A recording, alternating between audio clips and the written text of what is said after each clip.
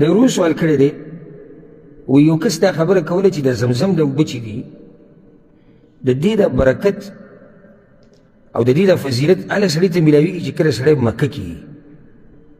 او چې د مکې نه دې بهر ته وویستو نو بیا دغه فضیلت او برکت یې نه وي. الجواب بعضو مولیانو دا خبره کړې ده خو دا خبره کمزورې ده. صحیح خبره دا ده اول خو دا خبره ده چې زمزم د اوبه برکتي دی الله پکې برکت اچولی او رسول صلی الله علیه وسلم د برکت د زمزم د اوبو ده دا یو ځي پورې او یو زماني پورې نه خاص کړي لکه داسې نه دي ویلي چې چا په حج کې وسکي یا چا په عمره کې یا چا په مکه کې او یا چا په مدینه کې. عامه خبره کړې په صحیح مسلم کې حدیث دی انها مبارکتون د اوبه برکتي دي. یو حدیث کې داسې راځي چې ماء زمزم لما شرب له چې به کوم نیت ته وسکي الله هغه تعالی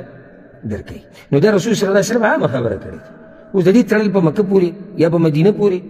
یا په حج او عمرې پورې دا بې دلیله کاري. که شیخ الاسلام ابن تیمیه رحمه الله وی کان السلف یحملونه د سلفو د دین د مشرانو د طریقو چې د مکې نه به ځان سره زمزم اوبه وړي بهر ته. او امام ابن حجر الهیتمي رحمه الله هم دا خبره کړې وی که یو مسلمان ځان سره خپل وطن ته ویسي چې دا اوبه برکتي دي او په دې کې الله شفا اچولې د ځان له ویسي یا بل چا له نو دا خو د پوخانه دا کار ثابت دی. بلکې سبحان الله یو روایت کې راځي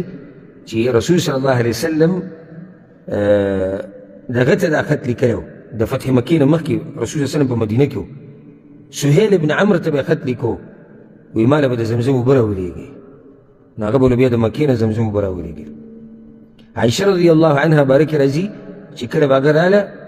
عمرې له حج له نو د ځان سره به د زمزم اوبه ویوړي.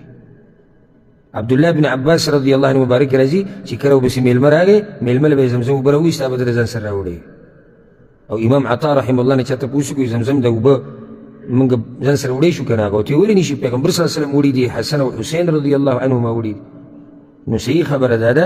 چې د زمزم د اوبه برکتي دي او دا برکت د یو زماني او د یو ځمکې سره نه دی تړلی شوی که څوک یې راوالي او بل ځای ته ویسي